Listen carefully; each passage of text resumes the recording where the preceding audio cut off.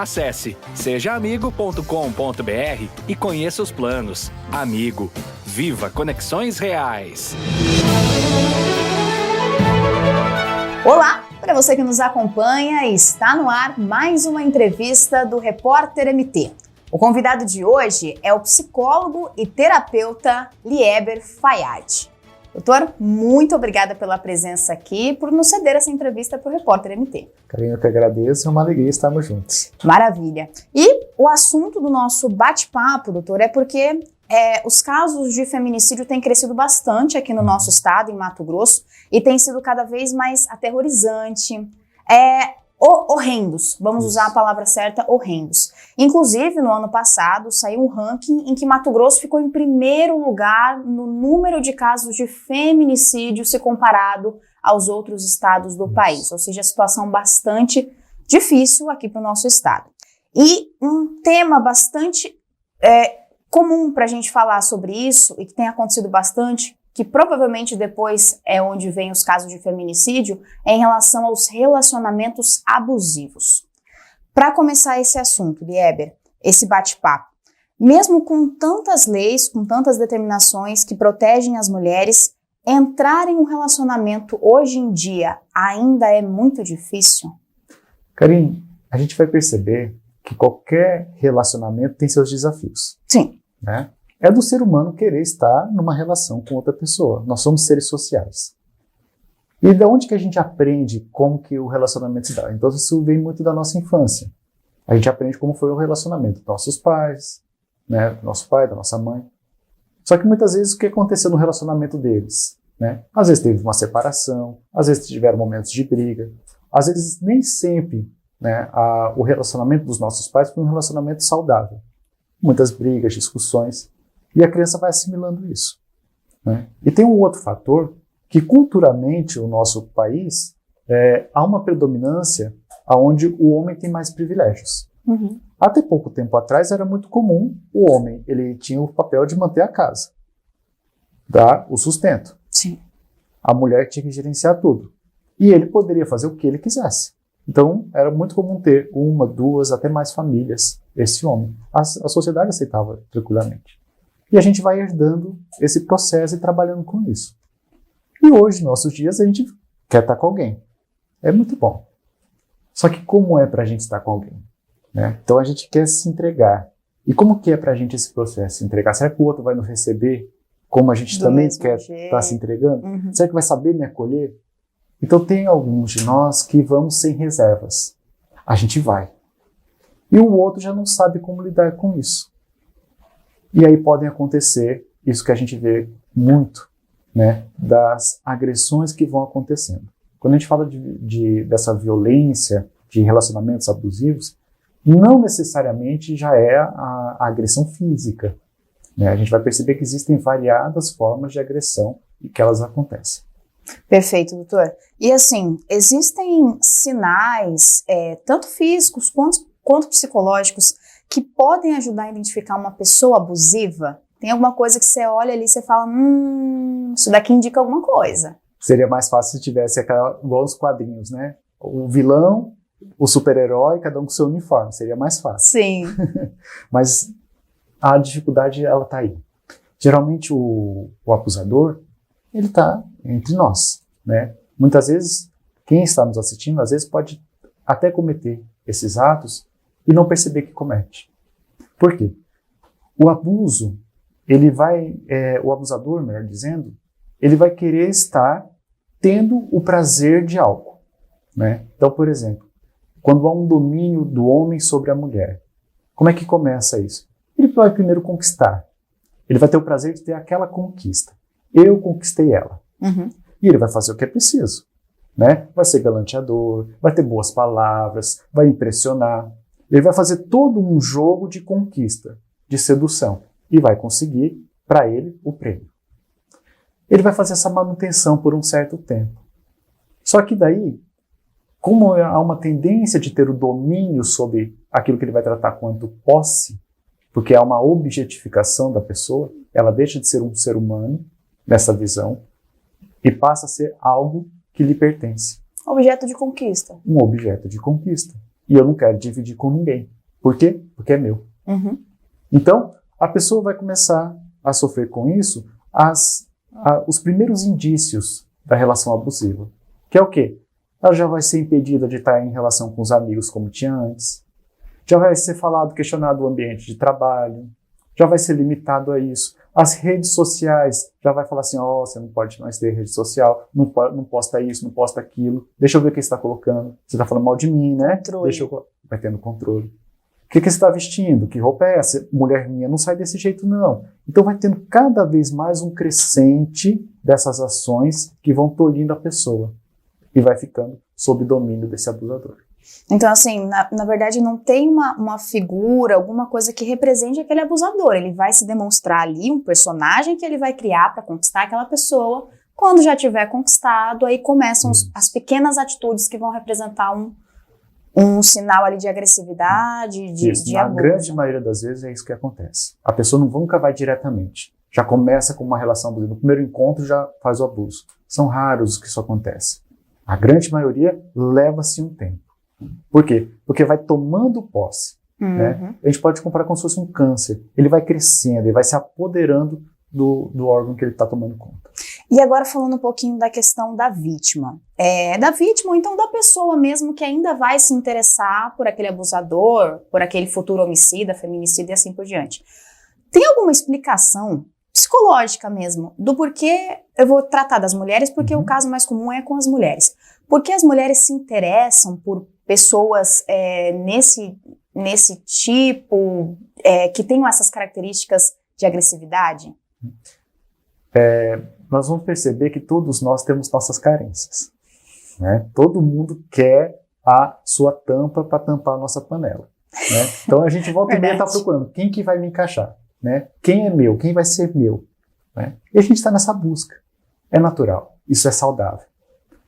Só que, como cada um de nós tem as suas carências, seus níveis variados, nós vamos perceber que com isso vai também a nossa capacidade de perceber os abusos. Uma criança que, por exemplo, cresceu em um lar onde a violência sempre foi presente, e violência dos seus mais variados níveis, desde a física, mais a verbal. Por exemplo, uma criança que cresceu com os pais falando, você não é ninguém, você não serve para nada. Falas que deixam a pessoa numa condição de não humanidade, ela já vai crescendo e vai tendo uma tendência de se envolver em relacionamentos abusivos mais fácil. Por quê? Porque ela naturalizou esse processo. Ela não tem a leitura de decodificar que isso é um abuso. Para ela isso é algo natural. Então ela já está conformada com isso. Então faz parte. É preciso que ela vá aprendendo que isso é um abuso. Né? Tem outras pessoas que já sabem, já conseguem identificar, mas ainda assim também se relacionam em situações abusivas. Então nós vamos perceber que tem outros dispositivos que fazem com que ela fique. Às vezes é o quê? É uma questão da religião, é uma questão social, uma questão financeira. Então, um nível de dependência acontece. E, Lieber, outra questão, a longo prazo, se não puder ser evitado esse contato, esse relacionamento abusivo, quais são os transtornos psicológicos mais comuns que isso pode trazer para aquela vítima, para aquela mulher? Tem sido muito comum aparecer no consultório, infelizmente, mulheres que vêm com um quadro de depressão, com um sentimento de vazio. E durante o diálogo, durante a terapia, elas vão trazendo o que lhe acontece. E elas vão dizendo que, de repente, ela foi começando a sentir como se não valesse mais a pena viver, como se a vida perdesse sentido, que ela cuida dos filhos, cuida do marido, mas nada faz sentido. Então, este vazio que vai tomando conta, ele é um dos indícios. Por quê? Porque a pessoa já não consegue mais se expressar. Conforme nós vamos dialogando, ela vai dizendo, mas meu marido faz isso comigo, ele me impede disso. Então vai trazendo todas essas características do abuso. Então, nesse momento, que nos falta essa percepção de dar nome, isso é um abuso, o apoio ele é muito importante. As políticas públicas hoje estão crescendo de tal forma que a gente está conseguindo ter mais acesso. Cada vez mais a população está conseguindo perceber o que é e o que não é. Né? Então, nós estamos nos conscientizando. né? A terapia é importante, a busca aos locais de saúde, a própria educação infantil hoje nas escolas se fala sobre isso, né? Então é muito importante aprendermos a dar nome ao que acontece. E falando ainda sobre a vítima, para aquela mulher que infelizmente só reconheceu que estava passando por um relacionamento abusivo muito tempo depois, como é que ela pode pedir ajuda? O que ela deve fazer? Qual que é o primeiro passo, Lieber, para ela tentar, pelo menos, sair dessa situação, se livrar desse peso que ela está vivendo? Karine, não é fácil passar por isso. É preciso muita coragem para poder dar este avanço. Porque muitas vezes são, como você colocou, anos sofrendo assim. Sim. Às vezes relações que começaram lá na infância e que depois de toda uma vida adulta que isso vem desencadear. Então romper com isso é importante. Porque um pensamento que muitas vezes é comum é: e se eu fizer isso, o que vai acontecer comigo? Mas o pior de tudo, o que vai acontecer com os meus filhos? A questão, por exemplo, de manter-se numa relação abusiva por causa dos filhos é muito comum. E volto a dizer, isso em várias classes sociais. Isso acontece das mais baixas às mais altas classes. Sim. Porque se eu romper com isso, financeiramente vai trazer muitos prejuízos. Então o que é preciso? Primeiro é este ato de coragem. De quê? De perceber que é muito importante eu dar esse passo. Eu não estou desguarnecida, desprotegida. Existe uma rede que pode me ajudar. E então eu vou buscar isso. Posso começar por onde? Posso começar, às vezes, desde uma denúncia anônima, conversar com familiares de uma forma mais diretiva, mas principalmente buscar, por exemplo, profissionais da área da saúde, buscar a própria justiça, aonde este amparo vai ser ampliado e ela vai se sentir mais confiante. Então, a questão da segurança é muito importante criar esse espaço. Porque quando eu me sinto seguro, eu avanço. Se eu não sinto segurança, eu fico recuado, Sim. eu fico preso. Né? A gente percebe na natureza, o animal faz isso. Confiança, né? Confiança. E quando a gente já passa dessa fase do relacionamento abusivo, se não limitado, se não finalizado, onde tem que ser finalizado, ele vai para um estágio um pouco maior, mais avançado, que é o estágio do feminicídio. Ou estágio do homicídio. Não estou desconsiderando os casos em que homens também passam por essas situações, mas é que é mais comum mulheres. E a gente também está falando de um estado como Mato Grosso, que está em primeiro lugar no ranking de feminicídios entre os demais estados do país. Então, quando chega nessa fase da agressão e infelizmente, ao estágio do assassinato, aquele feminicida, aquele homicida, o autor do crime, ele costuma dar indícios, Lieber, ele comete atitudes anteriores que podem motivar, que podem indiciar que ele vá cometer um crime futuramente contra aquela vítima, contra aquela mulher? É muito delicado a gente conseguir deixar isso claro. Por quê? Porque cada caso é um caso. Né? Não existe, assim, na sociedade, a gente pegar o currículo da pessoa para ver isso. Mas nós temos algumas características, sim, tá, que auxiliam. Que é o quê? Os comportamentos que a pessoa tem no relacionamento. A pessoa começou a dar indícios de começar a te retirar do convívio social, querer exercer algum tipo de dominação sobre você, aonde ela se impõe sobre a sua vontade. Opa, alguma coisa está acontecendo. Né? Eu me recordo de um caso onde a cliente, na primeira vez que eles tiveram uma relação sexual, o namorado foi agressivo. Por já ter passado por outras experiências de agressão, ela falou: não quero mais nada com você. Já cortou na hora. Ali. Então, a experiência que ela teve anterior ensinou a ela como se posicionar.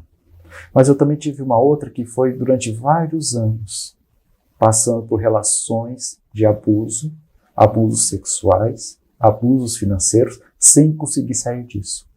Ela só conseguiu romper esse ciclo a partir de uma denúncia de um terceiro, aonde houve uma intervenção da justiça e foi quando chegou até a gente para poder fazer todo um acolhimento.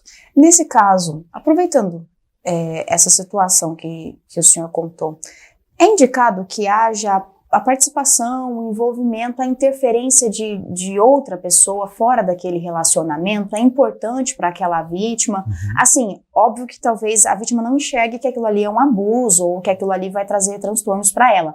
Mas é importante que tenha uma outra pessoa ali que possa ajudar e interferir se ela estiver vendo que está tendo algo errado. Tem um ditado que é muito comum: em briga de marido e mulher, não se mete a colher. Então, Esse é um grande equívoco. Pelo contrário, metemos a colher, colocamos nossa opinião e fazemos a denúncia. Porque nós estamos falando da vida humana. Mais do que isso, do desrespeito. Uma coisa que nós precisamos aprender é ter empatia pelo outro. sim. Nós somos ainda muito individualistas. Quando nós transitamos pela rua, geralmente a gente vê uma coisa desagradável acontecendo, a gente olha, observa o que está acontecendo e segue. Às vezes até faz um gesto de estranhamento, Isso. mas continua. E fica indiferente. Nós não temos ainda o hábito de sermos aquela pessoa que se ocupa com o que está acontecendo com o outro. Sim. Né? Então, aprendemos a ter empatia são diferentes níveis. Então, começa nessas pessoas próximas da gente. Então, fazemos, por exemplo, uma comparação. Se fosse a nossa filha, nossa irmã, nossa mãe, que estivesse passando por isso, a gente ficaria quieto?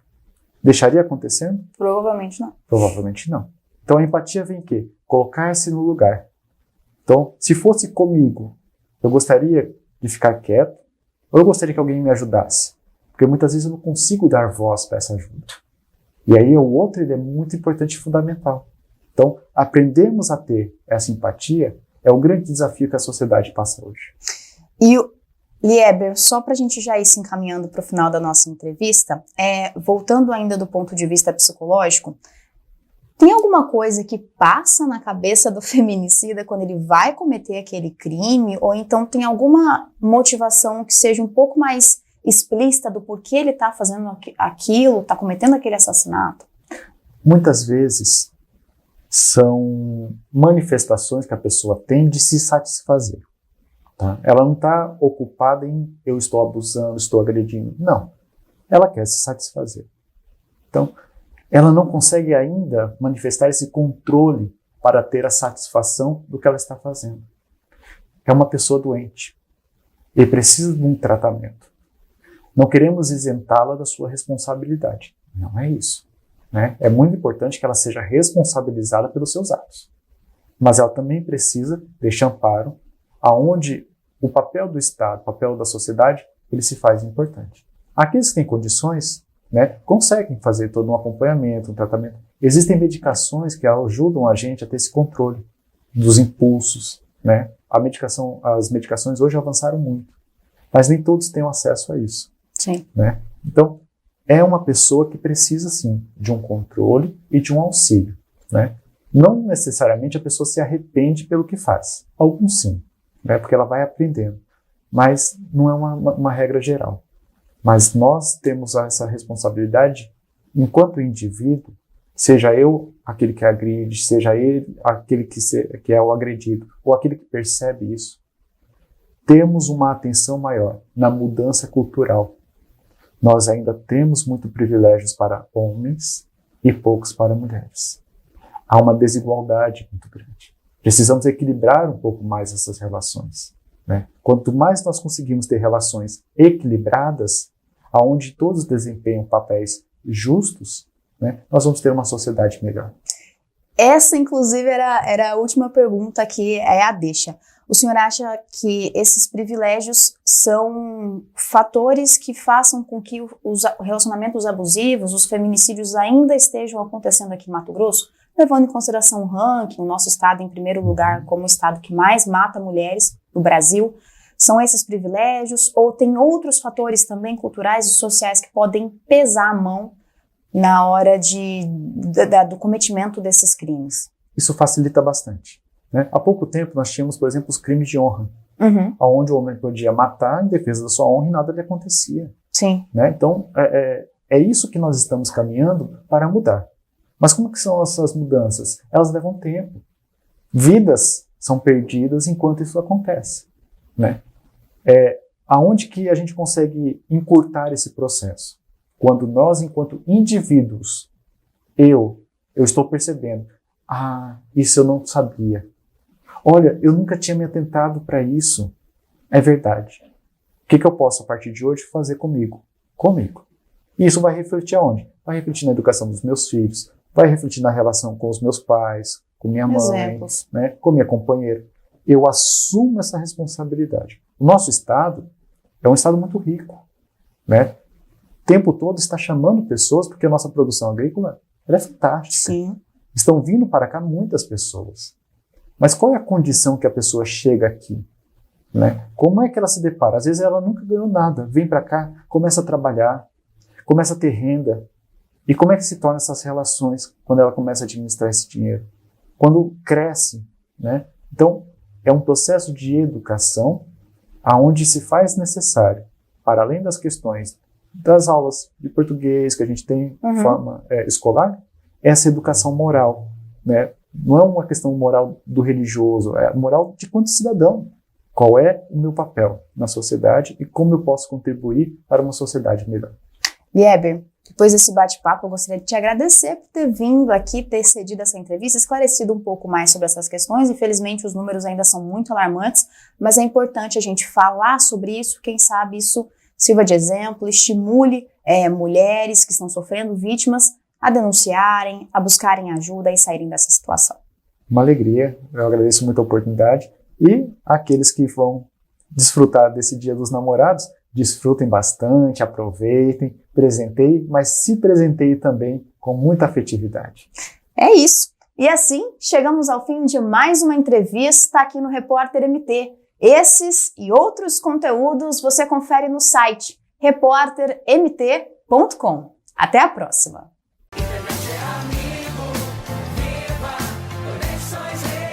Acesse sejaamigo.com.br e conheça os planos. Amigo, viva conexões reais!